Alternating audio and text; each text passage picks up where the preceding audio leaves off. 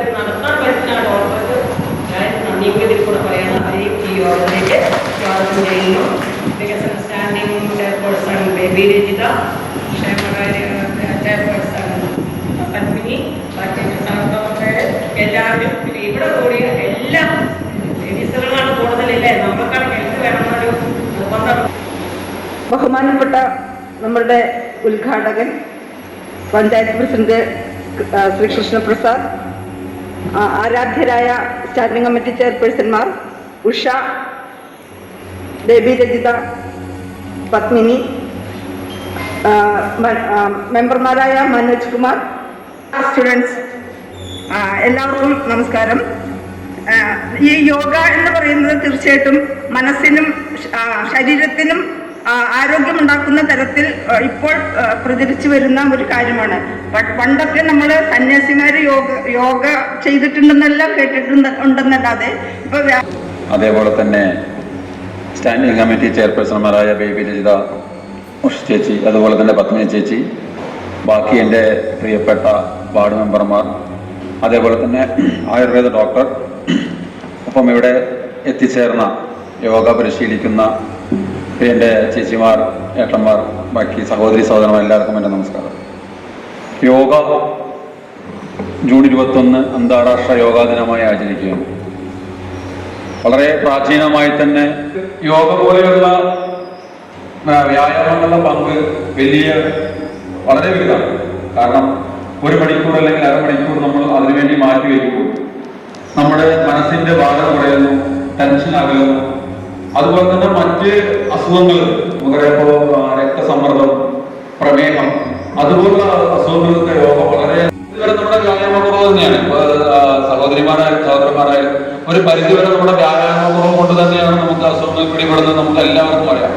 അറിഞ്ഞിട്ടും നമ്മളത് അതിന് വേണ്ട കാര്യങ്ങൾ ചെയ്യാതെ അതാത് സ്ഥലങ്ങളിൽ യോഗാസനങ്ങൾ തുടങ്ങാനുള്ള എല്ലാ കാര്യങ്ങളും നിങ്ങൾ കൂടി ഉൾപ്പെട്ടുകൊണ്ട് വേണം ചെയ്യാൻ. ഇത്രയും പറഞ്ഞുകൊണ്ട് ഇന്നത്തെ ഈ യോഗാ ദിനം നിങ്ങളുടെ ഏവരുടെയും അനുവാദത്തോടുകൂടി ഉദ്ഘാടനം ചെയ്തതായി അറിയിക്കുന്നു. നന്ദി, നമസ്കാരം.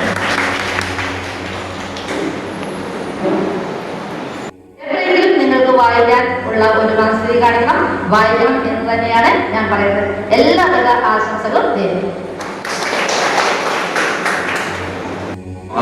ആദ്യമായി ആശംസിക്കുന്നു. ഒപ്പം നമുക്കറിയാം, നമ്മുടെ ഇന്നത്തെ ആധുനിക ജീവിത രീതി സാങ്കേതികമായി മനുഷ്യൻ ഒട്ടേറെ പുരോഗമിച്ചിട്ടുണ്ടെങ്കിലും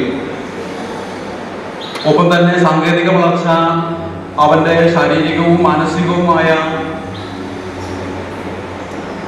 അവന്റെ ശേഷിയെ പലപ്പോഴും മെയിൻ കോസ് ഇതാണ്. അല്ല, അപ്പോൾ അതിനെ ട്രീറ്റ് ചെയ്യാതെ നമുക്ക് മറ്റ് മരുന്നുകൾ കൊടുക്കാൻ പറ്റില്ല.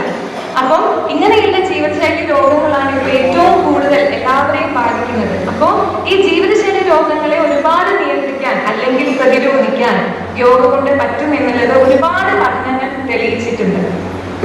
മാത്രമല്ല, നമ്മുടെ പ്രായം കൂടുന്തോറും നമ്മുടെ ശരീരത്തിനും മാറ്റങ്ങൾ വന്നുകൊണ്ടിരിക്കുന്നുണ്ട്. നമ്മുടെ പേശികളുടെ ശക്തി കുറയുകയും അതുപോലെ തന്നെ നമ്മുടെ ജോയിന്റ് മൊബിലിറ്റി കുറയുകയും ഒക്കെ ചെയ്യുന്നു. അപ്പൊ യോഗാസനങ്ങൾ എന്ത് ചെയ്യുന്നു? നമ്മുടെ പേശികൾക്ക് ശക്തി നൽകുകയും അതുപോലെ തന്നെ നമ്മുടെ ശരീരത്തിന്റെ ഫ്ലെക്സിബിലിറ്റി ഒന്നും കൂടി കൂട്ടാനും സഹായിക്കും. അങ്ങനെ നോക്കുമ്പോൾ അങ്ങനെ ഒരു യോഗയ്ക്ക് ഗുണങ്ങളുണ്ട്. അതുകൊണ്ട് തന്നെ ആരോഗ്യകരമായ വാർദ്ധക്യം എന്നുള്ളത് മരുന്നുകളില്ലാതെ അല്ലെങ്കിൽ രോഗങ്ങളില്ലാതെ ഒരു കാലം എന്നല്ല, ഏറ്റവും നല്ല രീതിയിൽ നമ്മൾക്ക് ജീവിക്കാനുള്ള ശക്തി, അതിന് ഏറ്റവും നല്ലൊരു ഉപായം എന്ന് പറയുന്നതും യോഗയാണ്. അതുകൊണ്ട് പ്രായഭേദമന്യേ എല്ലാവരും യോഗ അഭ്യസിക്കണം എന്ന് പറഞ്ഞുകൊണ്ട് ഞാൻ എൻ്റെ കർത്തവ്യത്തിലേക്ക് കടക്കാണ്. അപ്പം നമ്മുടെ ഇവിടെ